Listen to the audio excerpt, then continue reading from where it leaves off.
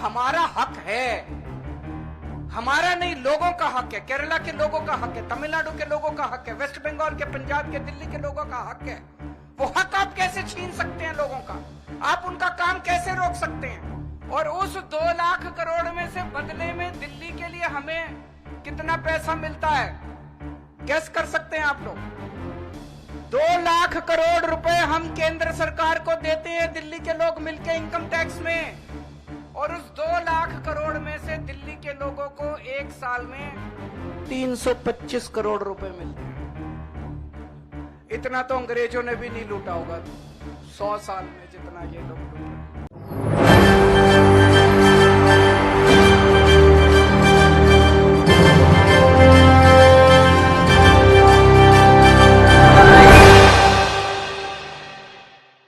मुझे लगता है आज इस देश को ये दिन भी देखना था।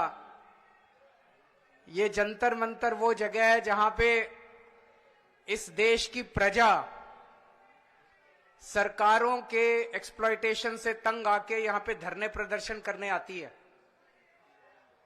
लेकिन आज यहां पे केरला के मुख्यमंत्री को अपना सारा कामकाज छोड़ के केरला से दिल्ली यहां पे धरना करने के लिए आना पड़ा केंद्र सरकार की ज्यादतियों के खिलाफ। मैं समझ रहा हूं ये भी इस देश को ये दिन भी देखना था। आज लगभग आधे राज्यों के अंदर विपक्ष की सरकारें हैं और आधे राज्यों के अंदर उन लोगों की सरकारें हैं। जो विपक्ष की सरकारें हैं आधे राज्यों के अंदर, तो लगभग 70 करोड़ लोगों को ये विपक्ष की सरकारें रिप्रेजेंट करती हैं। 70 करोड़ लोगों को, आधे देश को। और इस वक्त ऐसा लगता है कि केंद्र सरकार ने विपक्ष की सरकारों के खिलाफ युद्ध छेड़ा हुआ है। ऐसा लगता है कि जंग छेड़ी हुई है, लड़ाई छेड़ी हुई है। हिंदुस्तान पाकिस्तान का रखा है हम लोगों के साथ। हम ये पूछना चाहते हैं कि क्या आप इन 70 करोड़ लोगों को अपना नहीं मानते? क्या आप केरला के लोगों को अपना नहीं मानते? क्या आप तमिलनाडु के लोगों को अपना नहीं मानते? क्या आप कर्नाटका के, दिल्ली के, पंजाब के, वेस्ट बंगाल के लोगों को अपना नहीं मानते? क्या ये सारे पराये हैं? क्या ये भारत के नागरिक नहीं हैं? यहां के 70 करोड़ लोगों ने विपक्ष के लोगों को चुन के सरकार बनाई। संविधान के अंदर लिखा है कि इन सरकारों की क्या पावर है। शिक्षा की पावर राज्य सरकारों की, स्वास्थ्य की पावर राज्य सरकारों की, संविधान के अंदर लिखा है कि क्या क्या पावर है। आप हमें अपना काम ही नहीं करने देते। सारी विपक्ष की सरकारों को तरह तरह से प्रताड़ित करने के लिए आज केंद्र सरकार सारे हथकंडे अपना रही है।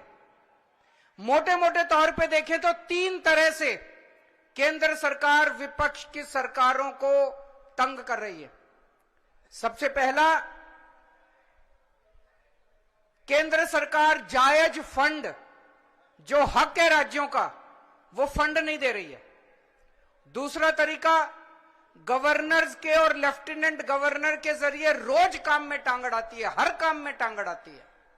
और तीसरा तरीका, एजेंसीज को छोड़ के जिसको मर्जी पकड़ के जेल में डाले जा रहे हैं, जिसको मर्जी पकड़ के जेल में डाले जा रहे हैं। सबसे पहले मैं पहले तरीके पे आता हूं।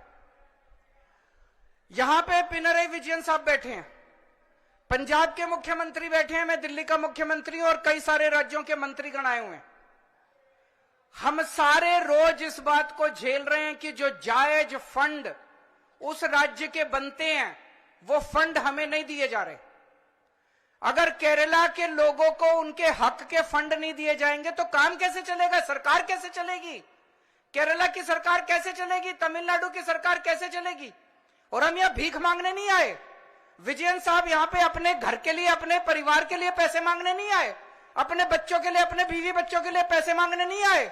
वो केरला के लोगों के लिए पैसे मांगने आए हैं। आज पंजाब के मुख्यमंत्री यहां अपने 3 करोड़ लोगों के लिए फंड मांगने के लिए आए हैं। मैं दिल्ली का मुख्यमंत्री अपने दिल्ली के 2 करोड़ लोगों का हक मांगने के लिए आया हूं। संविधान में लिखा है कि कितना पैसा किस सरकार को मिलेगा। ये वाला टैक्स आएगा, मैं इनकम टैक्स में था, ये थोड़ा सा ज्यादा जानता हूं इसको। तो कितना फंड, कौन सी सरकार कितना फंड इस्तेमाल करेगी, कैसे इस्तेमाल करेगी, फाइनेंस कमीशन होगा, फाइनेंस कमीशन तय करेगा, ये पैसा केंद्र के पास जाएगा, ये पैसा राज्य सरकार। अरे जो हमारा हक है, हमारा नहीं, लोगों का हक है, केरला के लोगों का हक है, तमिलनाडु के लोगों का हक है, वेस्ट बंगाल के, पंजाब के, दिल्ली के लोगों का हक है। वो हक आप कैसे छीन सकते हैं लोगों का? आप उनका काम कैसे रोक सकते हैं? अगर आप हम हमारे लोगों के पैसे नहीं देंगे तो हम सड़कें कैसे बनाएंगे, बिजली कैसे देंगे, लोगों का विकास कैसे करेंगे? मैं भी एक दो बैनर देख रहा था, उसमें लिखा था कि